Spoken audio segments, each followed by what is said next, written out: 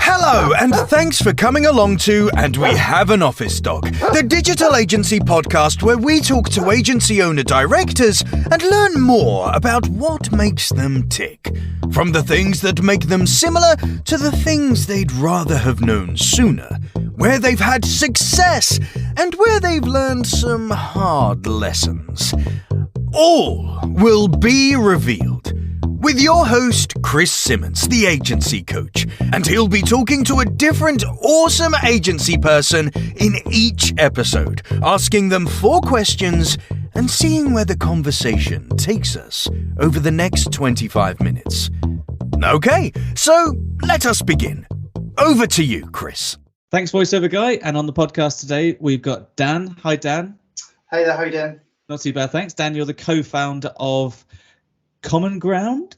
Yeah, that's correct. I had a moment there because I accidentally called it Common Ground Digital previously in an email, and I got rebuked. So I remember. At least you didn't pronounce my surname. It's Bianchi, right? Bianchini. Bianchini. There you go. See, that's what I did wrong, isn't it? That's what I did wrong. I did 2 things wrong. Great start. Great start for the listeners. So Dan, first thing first, tell us a little bit about the agency. Give us a plug. What do you do? Do you do best? Yeah, sure. So we are a search marketing agency helping tech, SaaS, and B2B businesses grow online through SEO, PPC, paid media. And if you had a superpower in the agency, what would it be?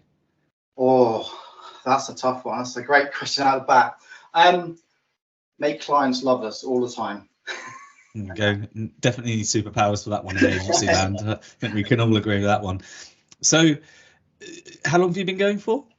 So we've been going since 2018. We were basically 2 businesses that came together to form Common Ground. The name is quite apt. Okay. So I would come out of a freelance sort of gig for 18 months beforehand, and worked with my co-founder in a previous agency, SEO Optimize, White.net of the ilk, and decided that for us as people in our age range, with young families, better to come together and try and work together for a better life. That's awesome. And one, having started my own agencies without another co-founder, I found it hard to sort of get other people's perspectives. I guess starting one with a co-founder, when you choose to do that, how did you find that? Yeah, you have your ups and downs. Obviously, I think that the positives from it is you get someone to bounce your ideas around. You don't take all the stress or the strain all the time, and you can go and essentially say, I've got this problem, how can we solve it? And you also find that you work with somebody that actually has strengths with your weaknesses, which has been really, really useful. It also allows us to go on holiday without taking laptops, right? So we can obviously de-stress and actually have a holiday. I should have done that years ago. So what do you think has been one of the biggest successes that you guys have seen since you've started the agency? I think for us, we've come through obviously lots of turmoil in terms of like the economy, COVID, obviously current situations, but throughout that whole thing, we've continued to grow. We've continued to push forward. A lot of things that we're really good at is looking at processes, frameworks, consistency in terms of our deliverables, because we found from previous agencies, previous lives of work, that lots of things were being delivered ad hoc, and different clients were getting different things despite paying the same for the same service. So we really focused on frameworks and productization to a degree. Yeah, so it's really tough, isn't it? Because you hire people in an agency because they're really good at what they do, and you don't want to stifle that creativity or the skill they've got, whilst also having to balance consistent delivery of the same essential service to people. So how did you manage to sort of do a balance there? So I changed the word from almost like being process to a framework, because for me a process is you have to follow it almost line by line, item by item, and just do everything. Whereas a framework gives you guidance. It's just, these are some steps that we want you to go through.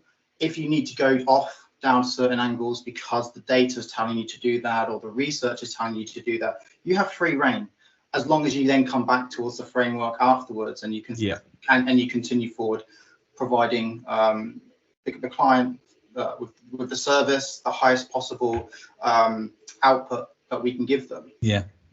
So one, you call it a framework. Well, I call it recipes. So when I work with agencies, we work out all of the tasks that they need doing, and we come up with a recipe.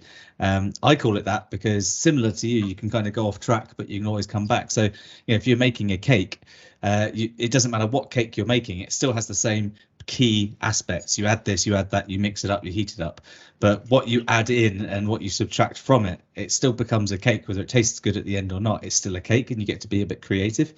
So similar type of thing. So if you could go back to 2018 when you two set up the agency together, and you had one opportunity to give yourself, just you some advice, what might it be, do you think?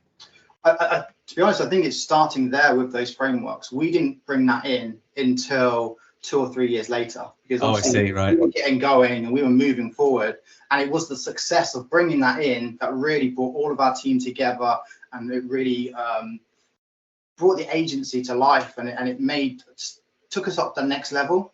I'm seeing lots of other agencies do that at the moment, and they're talking about it, and it's becoming a big thing, especially like within the SEO industry, where everyone wants to talk about being bespoke, we do different things, and the reality is we fairly do similar things, right? Yeah. We're doing keyword research, we're doing content audits, the outputs are fairly similar.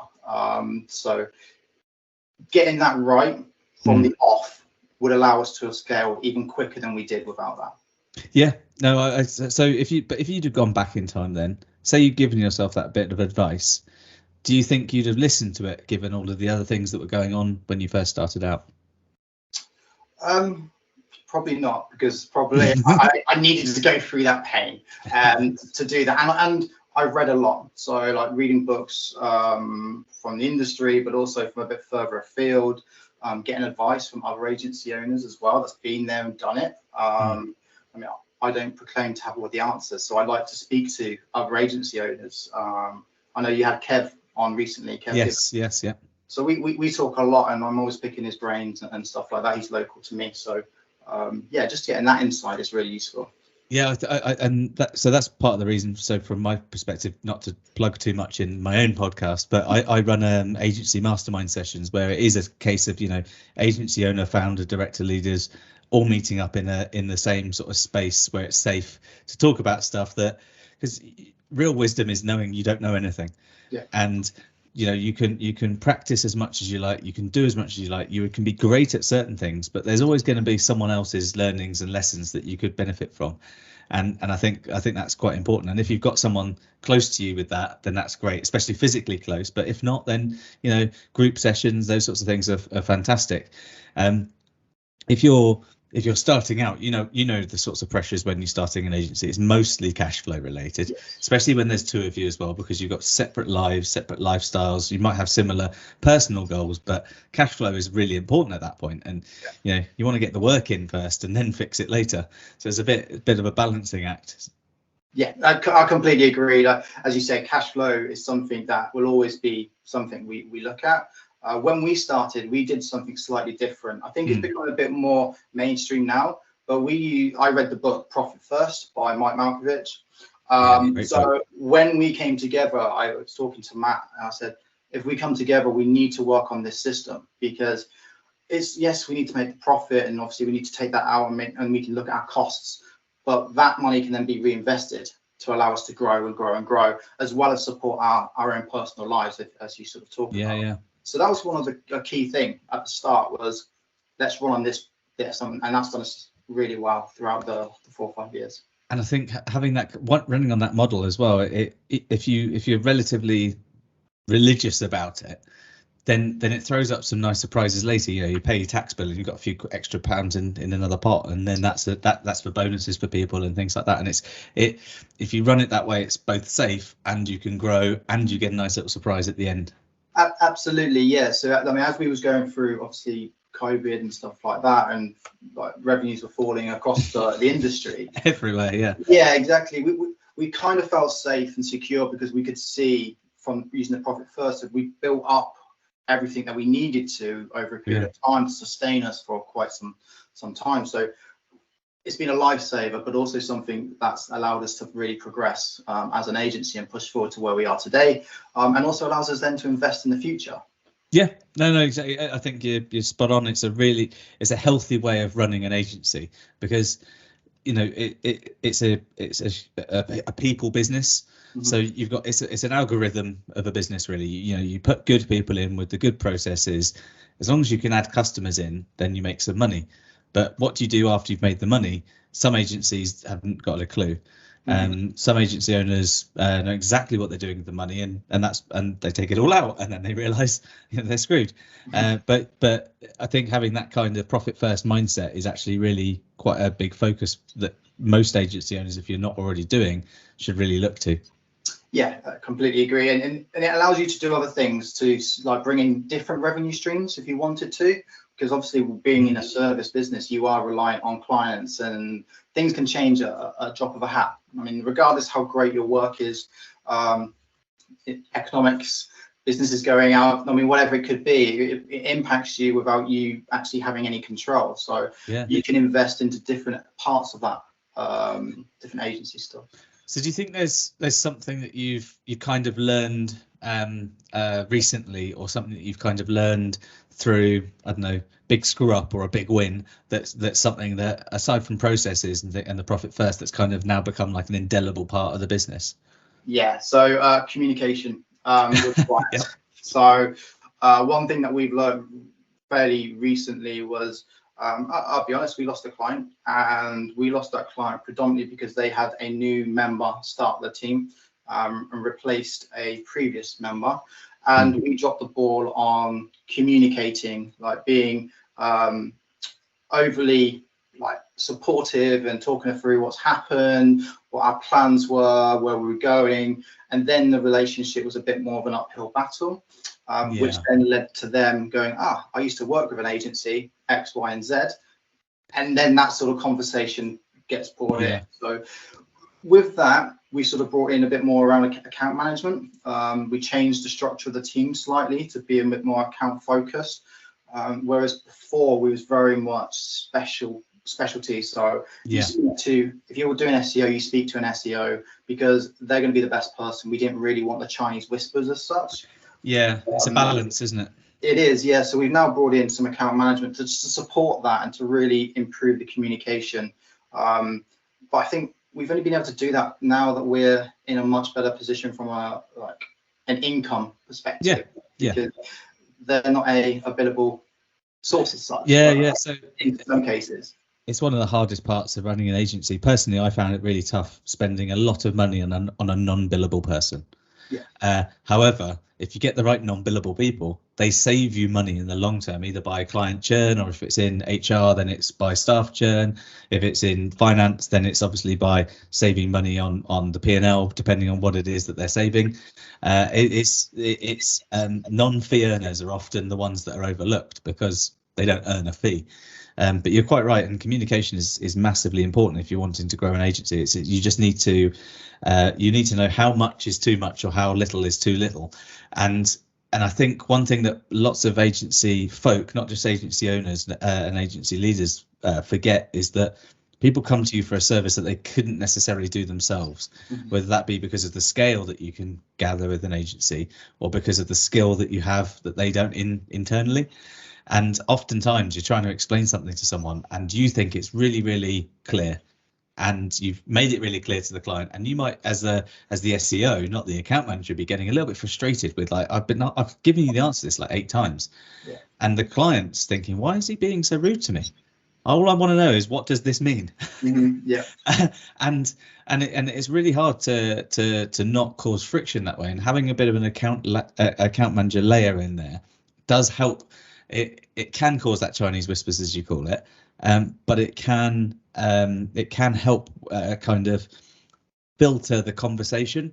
So when we had that put in place when I was running the agency, I found that, not in a bad way, the ignorance in the job of the account manager of what SEO is and what PPC is and things like that, asked questions, threw up questions, and had conversations internally, which helped the internal communications outward. Yeah. And that person was just learning their job at the time. Yeah, absolutely. And as you said, and the biggest thing, we did have a account manager a little while ago, and it just didn't quite work as we expected, was just having a little bit of knowledge so they can have a conversation at a high level around it as well. If you're going in and you don't have that, I think it's, again, a little bit more difficult. Even if you're learning from your internal and your peers and the SEO and PPC team are imparting their knowledge, just so that you don't purely become that middle person. And you are taking a message from one to the other. If you can engage in a conversation, talk about some metrics, talk about the work, and be confident in that, not going into the 9th degree and stuff, but having that confidence, that's really valuable. Yeah, no, totally agree. I think it's hard. I don't know how you felt about it. Like, you say getting the account management layer in, non-billable person, having to change the business structure or the team structure, when something has kind of forced your hand. It feels a bit crap doing it, especially when it costs money, doesn't it? But how long did it take you to kind of go, this was a good move, this is the right thing we should have done? It's taken several months, but I think that's because we're, as a business, starting to let go. Matt and I are starting to let go of different things as we're growing as a business. Everything was held, or the responsibility was with Matt and I. We're now starting to push some of that responsibility down so they can grow into their roles. So like the head of SEO, the head of PPC, the account managers, stuff, they can start to grow, and we don't become that bottleneck. They have decision-making responsibility. So I think once we got over the letting go again, it becomes easier. Yeah, I think the that song from the Disney film, which we can't say too loudly because otherwise when this gets listened to through Spotify, it will get taken down. It is all about letting go sometimes, and you can't hold on too much, but it is your baby at the same time. It's very tough, especially when you see the impact of everything from a helicopter's perspective. The team often are on the ground and they see the impact of their action, but they don't see the ripple effect necessarily of all of those sorts of things.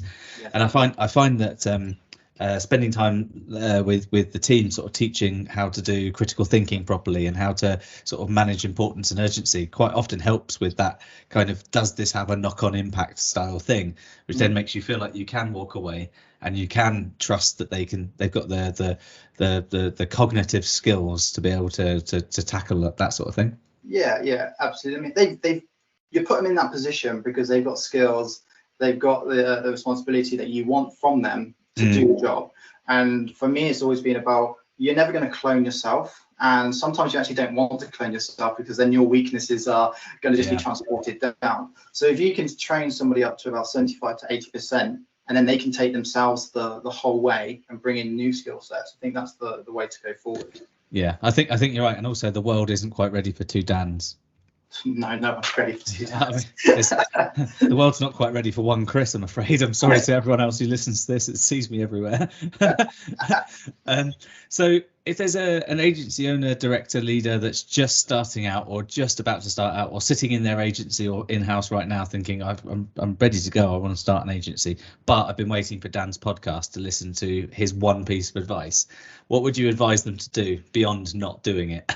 Yeah, I think for me, I'm going to give two, if that's all right. I think sure. The first thing is know your target market. I think that's something that we're really focusing on now, is like, who's our target market, and go for them. Don't be concerned about being one for everybody, whether it's e-com, SaaS, like B2B, whatever it is. Try and be specific. Yeah. And I think the other point is back to what we talked about, the profit first model.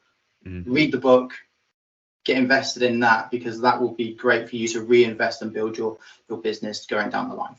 Yeah, no, totally right. I think if you look at those agencies that are if they know their audience, they know their target market, they're kind of like the spearfisher. You get one or two fish, but you get the ones you want and they're big. If you're the big super trawler, you get a massive load of tiny little fish and half of them are dead and they're not going to last, and you can't really use them because of some directive of some sort, and you've got to throw them back overboard. Yeah. If you're really focused on who it is that you're working with, then you can hone those procedures that you put in place. You know, the frameworks, you can hone them down to suit the who much better. And it makes selling a lot easier, and also makes communication a lot easier as well if you really know those people. Exactly, and when you, as you said, the outbound message is to the right people. You're targeting them. You're not too worried about everybody else, like clouding your judgment. And when they come to your website or when they speak to you, you're talking their language. So it does help with and I think you can tell the agencies that think about that or have thought about that versus the ones that are just trying to get as much business out there as they can. And that's fine up to a point, because, you know, everyone needs to make money and everyone's got overheads, and sometimes being niched down or being focused on something isn't necessarily what you want out of, you know, for the purpose of the reason you're running the agency. But eventually over time something clicks where you realize I shouldn't be selling to people who build radiators.